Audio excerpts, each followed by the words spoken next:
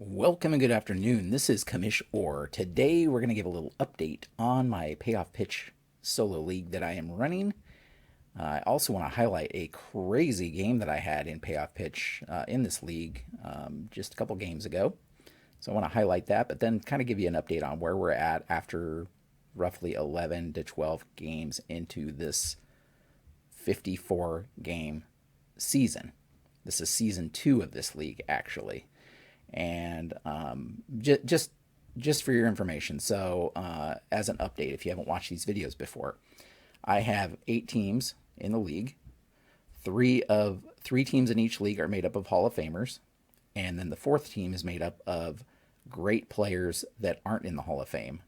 So, for example, a Pete Rose or a Barry Bonds or an Alex Rodriguez.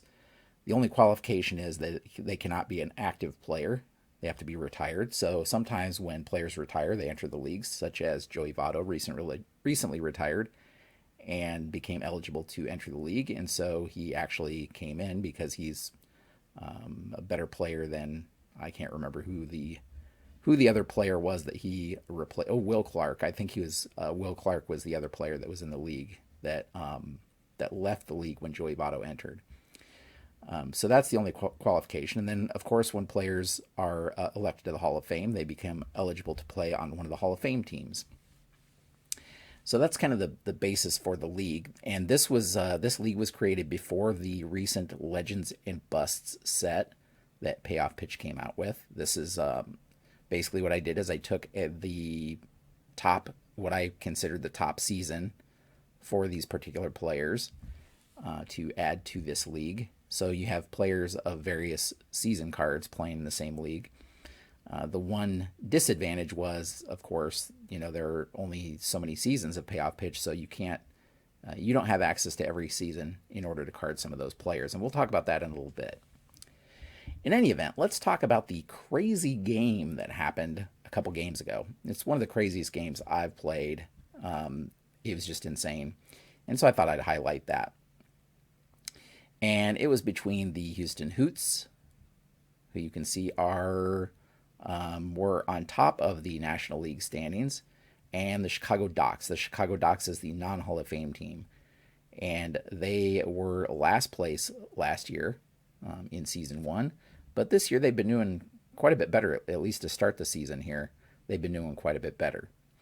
So this particular game, as you can see, you may notice what I'm going to talk about here in a minute, but the Chicago Docs won 9-8 in the 10th inning.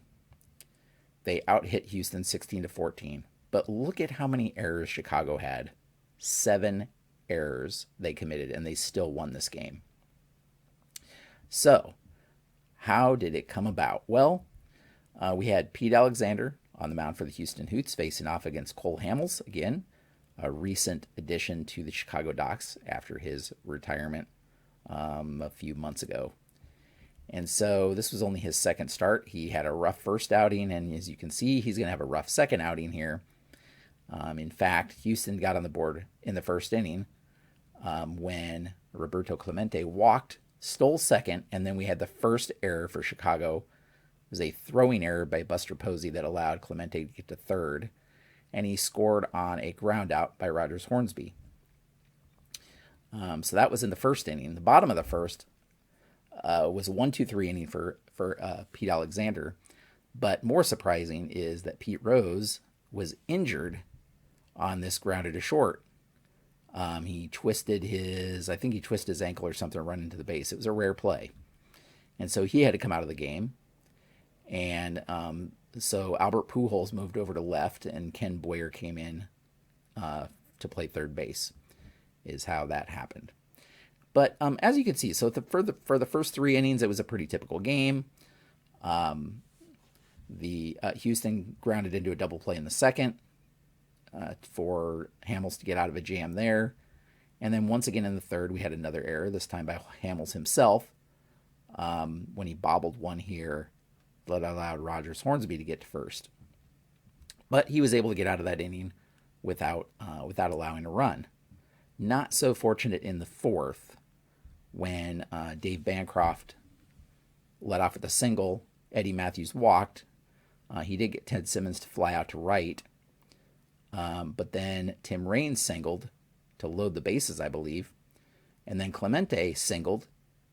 Bases were still, Clemente singled, and then bases weren't, the bases were loaded still, and Rogers Hornsby hit a bases clearing double here to score 3 more runs. So at the end of 4 innings of work, Hamels was down 6-0. Now Chicago got a couple back in the bottom of the 4th with back-to-back home runs by Joey Votto and Sammy Sosa. Solo shots there, so it was 6-2 at that point. Hamels did get a double play to get out of that 4th inning, by the way, and he got another one in the 5th. So they grounded into 3 double plays Houston had at that point. On the bottom of the 5th, Alexander got roughed up by Chicago, as you can see here. Posey lined out. He hit Jeff Kent, and then Keith Hernandez hit into a fielder's choice. So there were 2 outs at this point. But then 1, 2, 3, 4, 5, 6, 7 straight base hits, including a couple of doubles in there, allowed Chicago to score 6 runs to take an 8-6 lead after 5 innings. And Alexander's day was done after that big inning. Warren Spahn came in for Houston, and as you can see here, Spahn pitched a couple of scoreless innings here in the middle here.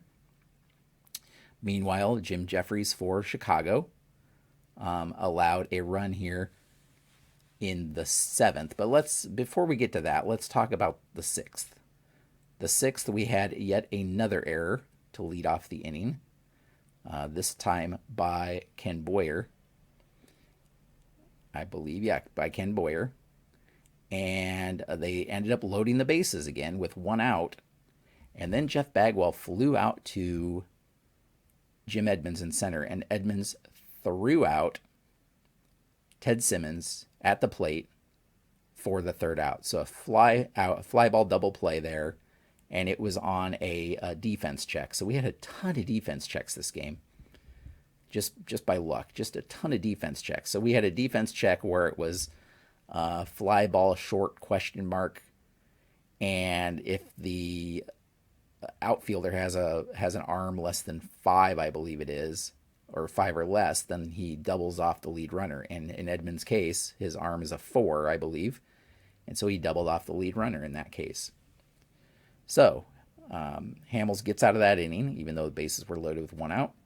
We go to the 7th, and we had another error, this time a single error to lead off for Oscar Charleston.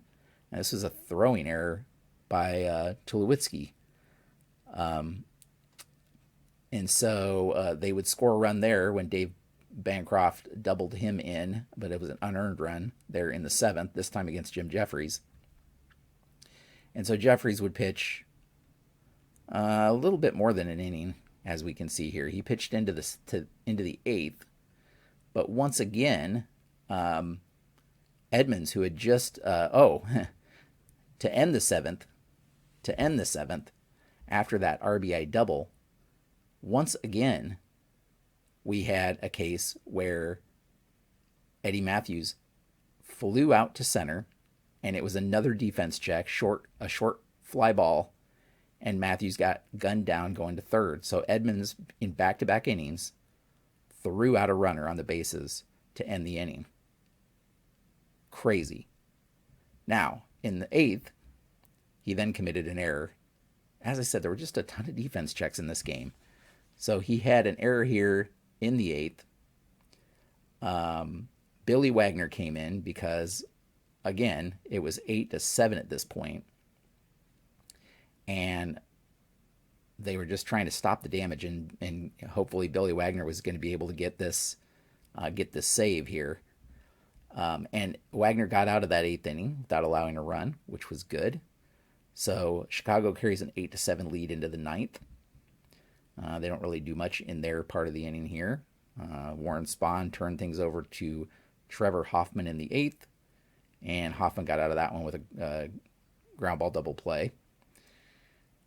In the 9th, once again, we led off with an error, this time by Tulowitzki. So Tulowitzki had 2 errors this game, a fielding error and a throwing error. Here's his fielding error that Chuck Klein followed out with a single. And then a couple batters later, Eddie Matthews singled in the tying run. So Wagner gets the blown save here for allowing the tying run here in the 9th. But he escapes that inning, still tied 8-8. That was top of the 9th. Chicago threatens in the bottom of the 9th with the first 2 batters. Buster Posey and Jeff Kent get singles, but they can't get anything going.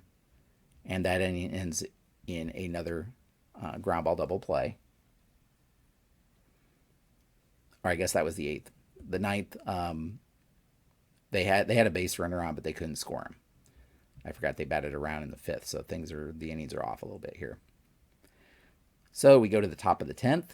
Kent Tekulve pitches a perfect 10th inning.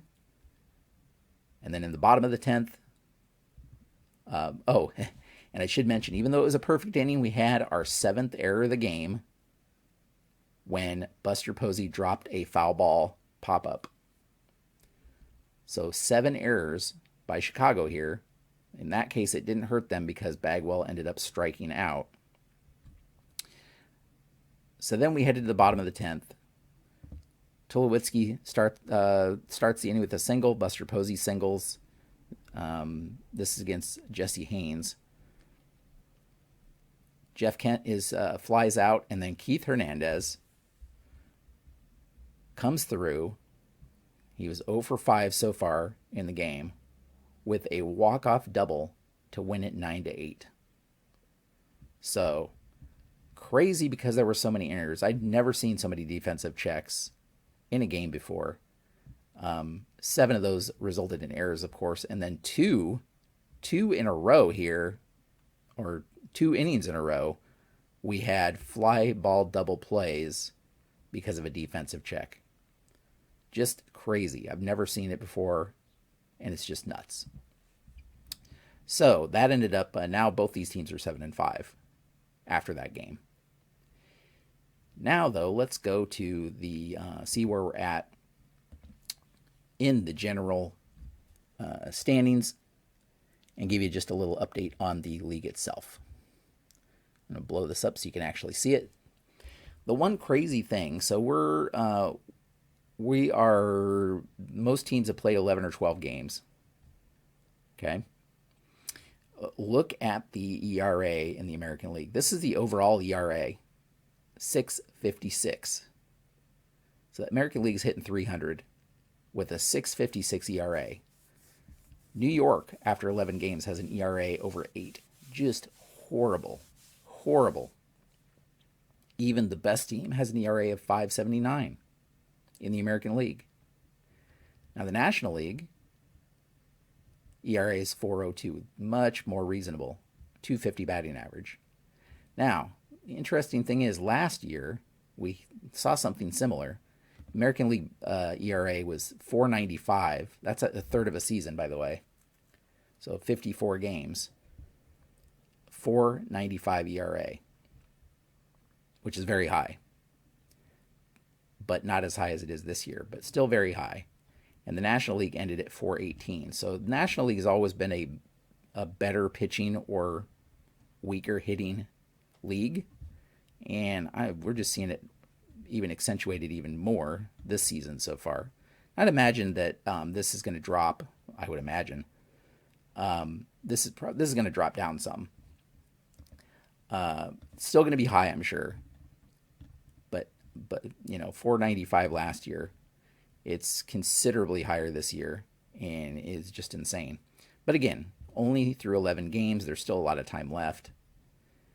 But I've just found it to be interesting. So I've had a lot of high-scoring games. Let's take a look at the batting leaders if you're curious. So through 11 or 12 games, George Brett leads with a 484 batting average. These are only qualifiers, of course. And Harold Baines on Boston follows him with 469 batting average. So you can see the batting leaders there. Brett has the highest on base percentage, also 514, which isn't surprising with a batting average so high. The home run leaders, Frank Thomas and Dick Allen are tied with 7 apiece. Frank Thomas with the highest slugging percentage here, followed by Reggie with 6. And then we have quite a few, or a couple of players with 5. RBI leaders, Jimmy Fox and Dick Allen, 17 each. Of course, these offensive categories are just dominated by the American League batters. Babe Ruth leading in walks with 10. Dick Allen leading with total bases, which is surprising. Sammy Sosa leading in strikeouts. He struck out the most. And so you can kind of see the batting leaders. This is, of course, the entire season leaders. I could separate that out by league, but I'm just showing you the overall leaders. Now for pitching leaders, this is, of course, only, the starters only have a couple of starts so far, but Greg Maddux, 0.47 ERA so far, and Juan Marichal follows him with a 1.59 ERA. Burt Blyleven actually has 3 wins already. Sandy Koufax is leading in strikeouts with 29. Bruce Sutter and Raleigh Fingers with 5 saves apiece, leading with saves. Maddux, of course, has the best ERA and also has the lowest base runners per 9 innings, 6.16. Followed by Phil Niekro, Carl Hubble, Steve Carlton, and so on. As you can see here, the most number of starts that anybody has is 3. So it's still pretty early. But that kind of gives you an idea of where we're at with the season. Now, the other thing I'll mention is if you want, I'll shrink this back down a little bit. If you want to follow the action, you can head over to baseballmaelstrom.com. If you go to baseballmaelstrom.com, you will see my Payoff Pitch League here, standings, upcoming games, past scores. You can click here to see the stats that I just showed you, or the schedule if you want to see that. I also have another project, the Best of the 30s tournament using Season Ticket Baseball. You can click on that to go to that page and check that out. Now, with the recent release of Legends and Busts, which I highly encourage you to check out. It's a really cool set that has, of course, some of the best players of baseball history, but also the busts. So there are a couple of players with players with high expectations, shall we say, that didn't end up panning out, let's say, or other marginal players such as that are in the set. And there are enough players at each of the positions that it is an amazing set for a draft league. I've really taken some time to think about how I want to incorporate that, because had that set been out when I started my Payoff Pitch League here, I surely would have used it. Because one of the disadvantages that I've run into is that the teams have 25-man rosters, and there's 2 players for each fielding position, basically on the roster. That gives you 16, and there's 9 pitchers, and I've just run into issues where it would really be helpful if we had 10 or even 11 pitchers on a team. But the reason I couldn't do that is because there weren't enough carded Hall of Famers to use to make 6 teams, 3 American and 3 National League teams. There just weren't enough Hall of Fame pitchers to use to do that.